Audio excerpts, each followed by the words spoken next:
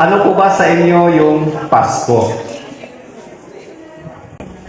Lalapit ako kay nanay. Nanay, ano po sa inyo ang Pasko? Pagpapatawad. Ayun, pagpapatawad kasi pag-ibig. Ano? Kung wala po tayong pag-ibig sa puso, hindi natin makuhang magpatawad.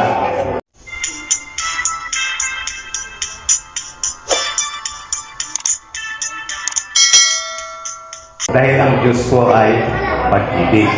Ito po na ang Diyos ay pag-ibig. Siya yung unang umibig sa atin. Katunayan po sa aklat ng Lumang Tipan sa Old Testament po, bago po likhain ng Diyos ang tao, ang lahat po ng kailangan ng tao ay nilikha na ng Diyos. Ganon po niya ipinaghanda ang tao dahil sa kanyang pag-ibig sa atin.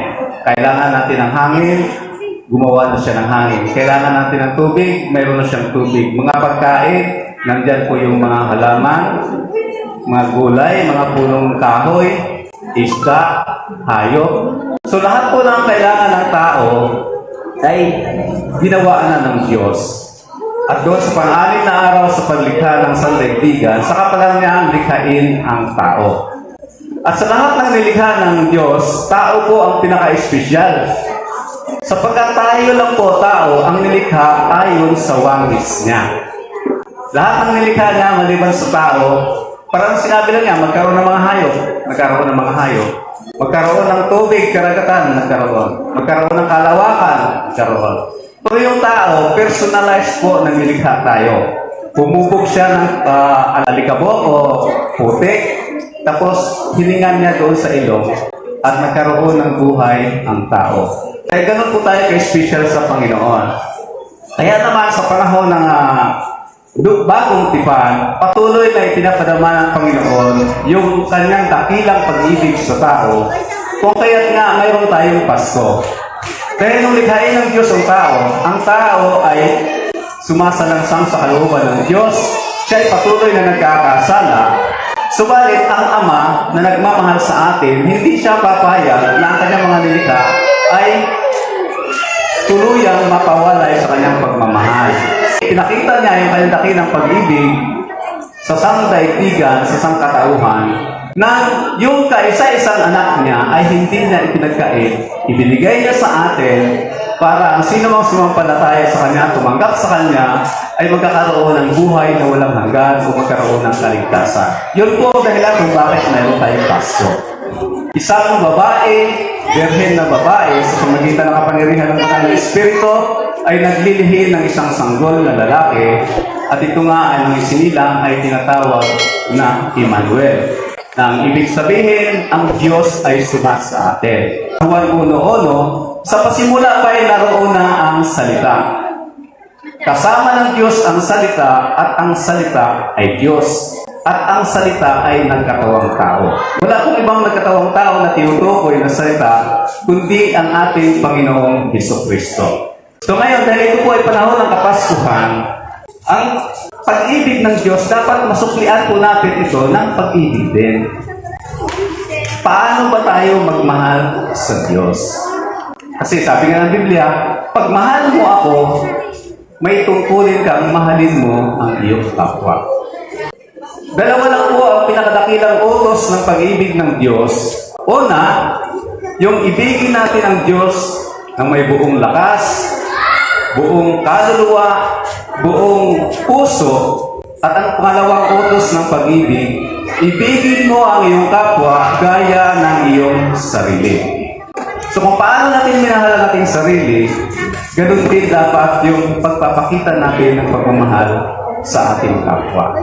Pero sabi ni San Juan, na ang pag-ibig po ay huwag lamang sa nguso, kundi sa puso. Tama kasi sir. Ang tunay na pag-ibig ay nasa puso. Pag nasa puso ang pag-ibig, ibig sabihin, ang kasunod nito ay gawang mabuti dahil sa pag-ibig. Gaya ng ginawa ng Panginoong pag-ibig sa atin, hindi lang sinabing mahal ko kayo, kundi yung kaisa-isang anak ibinigay, tanda na kanyang wagas at di malirik na pag-ibig sa atin. So, tungkulin po natin na magmahal sa Diyos At ang pagmamahal na ito ay dapat nating ipakita sa ating kapwa o ipakita natin sa Diyos sa pamamagitan ng pagmamahal natin sa ating kapwa. Una at higit sa lahat sa ating pamilya. Kasi marami na po sa panahon ngayon, pag ang isang pamilya ay nagkaroon na ng pamilya din, no? Kanya-kanya ng mga nag-aasawahan na, so nagkakaroon na ng kanya-kanyang pamilya, kanya-kanyang problema. Dito na po pumapasok yung pagkakanya-kanya. Ate, bahala ka sa buhay mo. May pamilya ka, may asawa ka, mayroon din akong pamilya, may problema din ako. Bahala ka na sa'yo at bahala din ako. So nagkanya-kanya.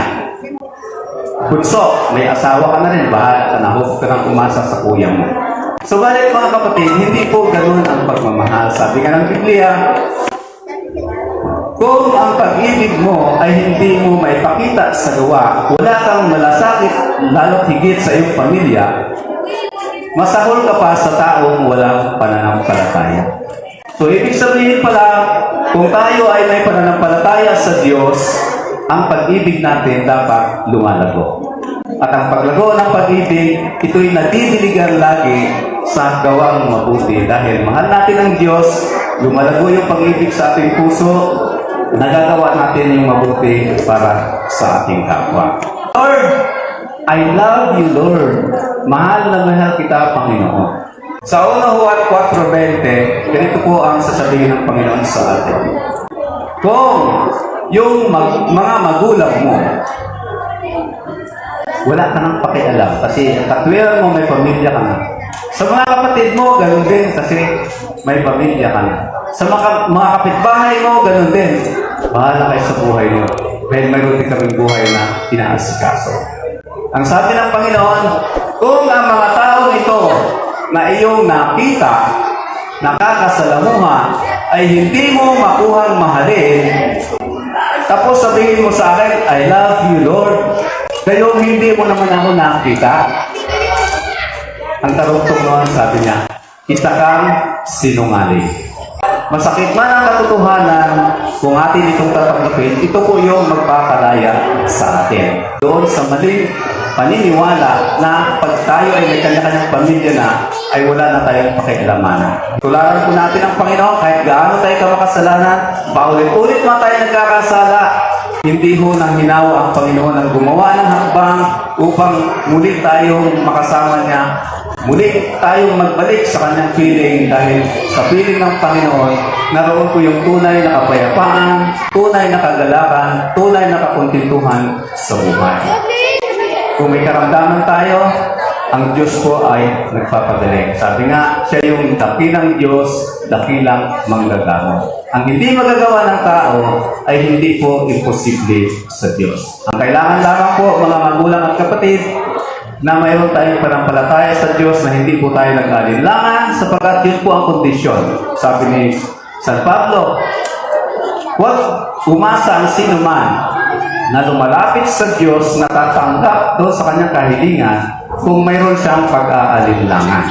So, ibig sabihin, maging firmes po yung ating panampalataya. Maging matibay yung ating panampalataya na pag tayo lumapit sa Diyos, paniwalaan po natin na yung ating hihilingin sa Diyos ay ipagkakaloob po ng Panginoon. Dahil ang sabi naman niya, kung may pangailangan kayo, hingin nyo sa pamagitan ng panalangin may pasasalamat at upang maparangalan ng Ama, ang Panginoong Hesus ay ipagkaloob ang anumang inyong kahilingan. Hindi po lahat ng kahilingan ay ipagkakaloob ng Diyos. Depende po sa motibo ng ating puso. Kung hindi naman nakakabuti sa atin yung ating hinihiling, hindi po ipagkakaloob ng Panginoon yan. Pero tandaan po natin, yung pinaka-importante, yung necessity po sa buhay natin, hindi po ipagkakait ng Panginoon. Kung ang tao ay nababalisa, wala na kami kakainin. Kaya hindi ho ako magsisimba dyan, magtitinda kasi ako doon eh. Malaki ang kita ngayon dahil may mga simbang gabi, magtitinda ako sa tabi ng simbahan. Pero may kwento nga sa Biblia, ang Panginoong Hesus nagsabi, kung yung mga maya, yung mga ibon na hindi nagtatanim, hindi nag-iipon, ay hindi pinabayaan ng Panginoon, tayo pa kaya na nilikha ng kawangis ng Panginoon na pinuwisan ng banal na dugo ng ating Panginoong Jesucristo upang tayo matubos na kanyang pababayaan? Kung hindi niya pinagkait sa atin yung kaisa-isang anak niya, how much more yung ating pangangailangan.